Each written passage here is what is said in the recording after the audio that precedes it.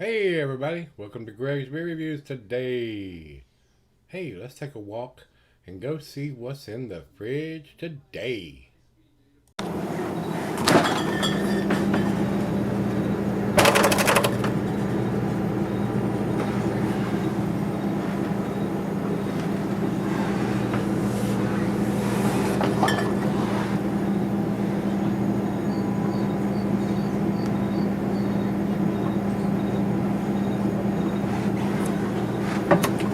Clean up after that.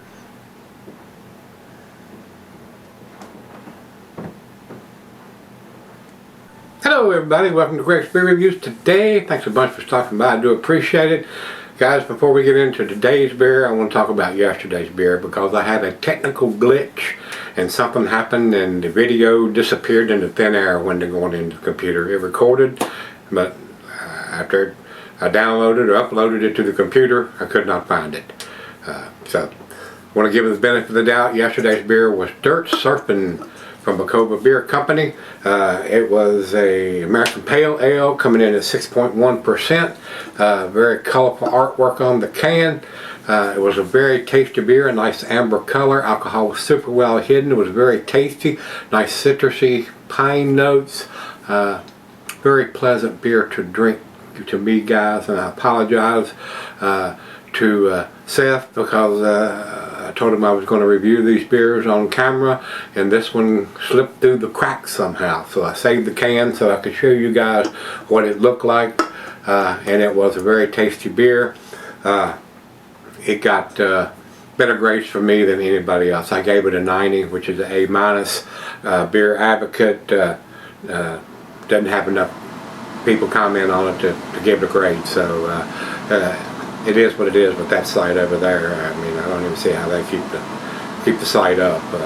Nobody's posting much on there anymore. So anyway, just want to give everybody a heads up about it. It was a tasty beer to me. I gave it a better grade than Untapped did. So with that being said, we're going to jump into today's beer. Today's beer is Furious George. And Furious George, let me bring it up here.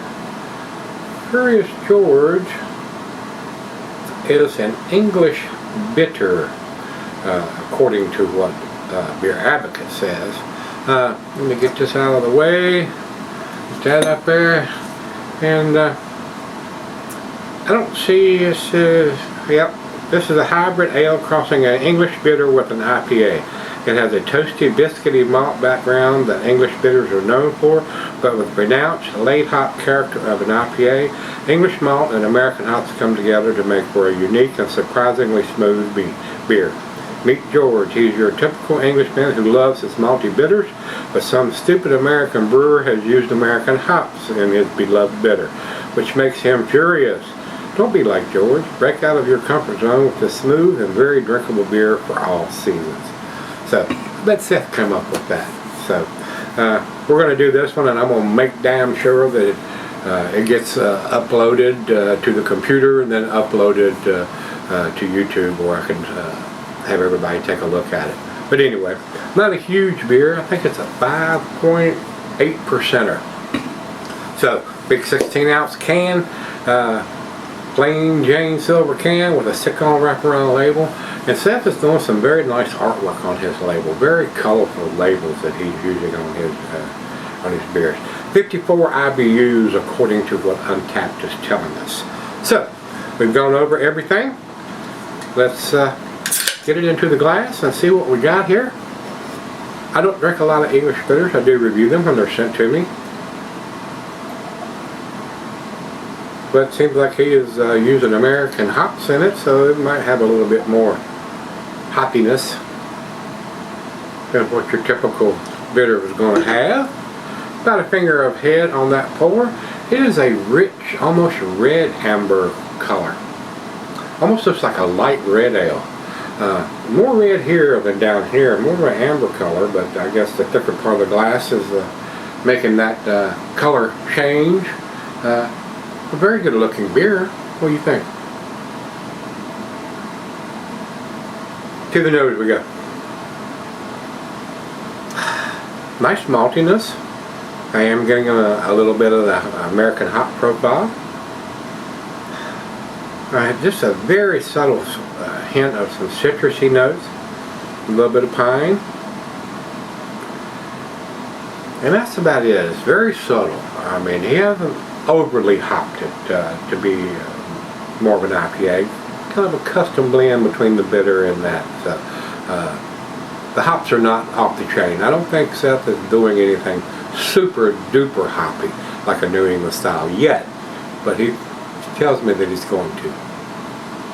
Smells awesome, so let's dive in. Cheers everybody. Cheers Seth.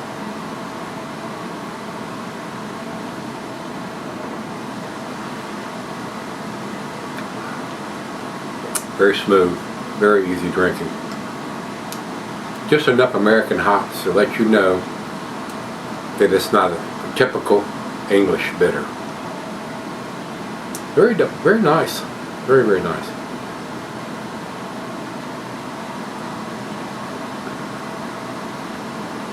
Very pleasant. A nice summertime beer, guys. Very smooth. Less than 6%, almost a session beer, if you will.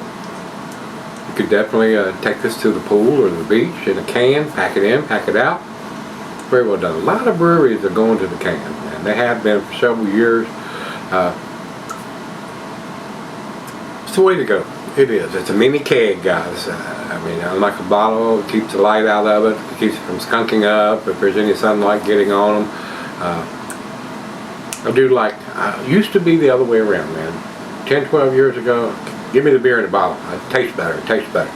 But cans have come a long way with the liners that's in them now, and you don't get that metallic taste usually. No, I can say never, but usually not. So, swirly swirl one more time here, guys. Get the back end pour in there.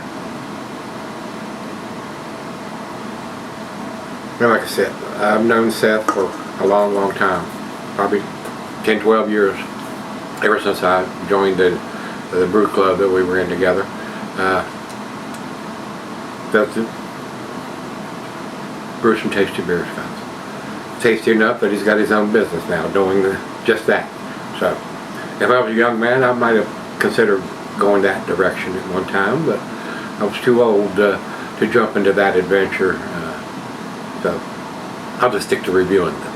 Yeah, that's my ticket. So, guys, it's right out of the fridge. Let's go sip on it and see what we end up with. Alright guys, I'm back. I've been sipping on it quite a while. It's definitely up to room temperature. Tasty beer. I mean, probably not something that I would probably pick up for myself, but if you're into the English bitters, you're going to get a little bit of that and just a little bit, I mean a very little bit of the American hops. Very subdued, but I mean, he's doing different styles to appeal to everybody. So, final chug.